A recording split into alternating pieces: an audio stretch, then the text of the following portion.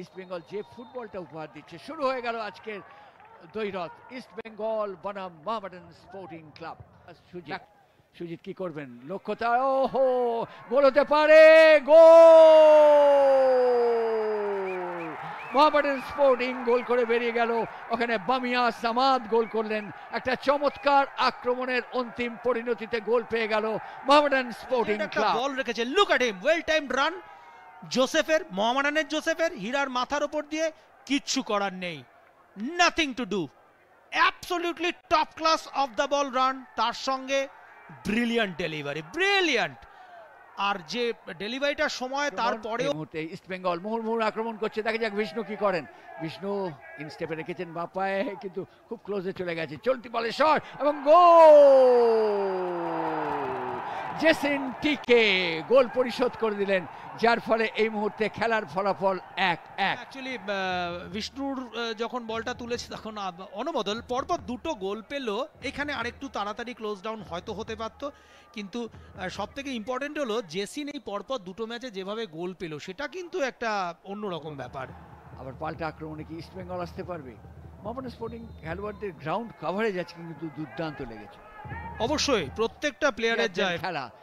East Bengal স্ক্রিনের বাঁ দিক থেকে ডান দিকে যাবে, মোহামেডান স্পোর্টিং স্ক্রিনের ডান দিক থেকে বাঁ দিকে যাবে। ইসরাফিলের পায়ে বল পড়েছিল, এবার গোল হতে পারে না, হলো না। মোহামেডান স্পোর্টিং কিন্তু এই শট এবং গোল! মোহামেডান স্পোর্টিং এই মুহূর্তে গোল করে এগিয়ে গেল। মোহামেডান স্পোর্টিং দ্বিতীয় গোল। এবং এই জায়গায় সুজিতের থেকে বলটা পাওয়া, তারপরে যেভাবে একটা লালথাঙ্কিমা রেখে দিয়েছিল, সেখানে কেউ ক্লোজ ডাউন করার মতো সময় পায়নি।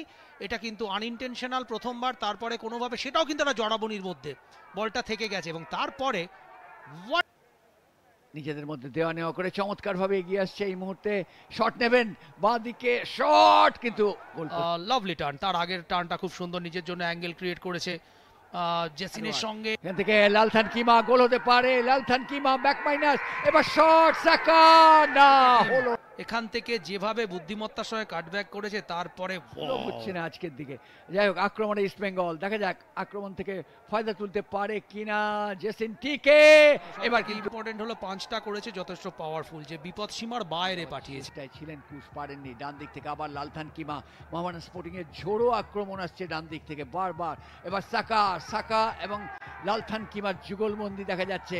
এখান থেকে হেড হবে রবিনসন সিং। এমন সুযোগ ক্রিয়েট করতে হবে, বলতে বলতেই আবার সুযোগ। ইস্ট বেঙ্গল গোল কি হতে পারে এবং বল চলে যাচ্ছে গোলের মধ্যে, এবং সেই জেসিন টিকে। সুতরাং নিঃসন্দেহে ইস্ট বেঙ্গল কাঙ্ক্ষিত গোলটা পেয়ে গেল। সুতরাং 2-2 হয়ে গেল। যে কথা বলছিলাম, ইস্ট বেঙ্গল নামটা তো ইস্ট বেঙ্গল, এই এবং ম্যাচের তার দ্বিতীয় গোল, এবং ম্যাসিভ ইম্পর্টেন্ট গোল, ম্যাসিভ, হয়তো সিজনের সব থেকে ইম্পর্টেন্ট গোলটা করলো জেসিন। বিউটিফুল। শুভদীপের এখানে অবশ্যই দোষ দেবো, কারণ নো ম্যান্স ল্যান্ডে চলে এসছে, এতটা অ্যাডভান্সিং হওয়ার হয়তো দরকার ছিল না। শুভদীপ এগিয়ে আসার জন্য দেখে টিকে ফ্রি কিক চলেছেন জেসিন টিকে, বল এবং অক্ষেত্রে কিন্তু শুভদীপের কিন্তু বল জমা পড়ে গেছে। আবার ইস্ট বেঙ্গল আক্রমণের ডান দিক থেকে মোহাম্মদ রোসাল শট নেবেন, নিয়েছেন। ঠিক সেই অ্যাটিটিউডই দেখা যাচ্ছে এই মুহূর্তে। ভাসানো বল, এবার গোল হতে পারে না, হলো না। জোসেফের যে ব্লকটা, but what about this one, wow! সত্যি তাই, কোনো সন্দেহ নেই। এবং বলতে বলতে কিন্তু রেফারি দীপু রায় তিনি বাঁশি বাজালেন।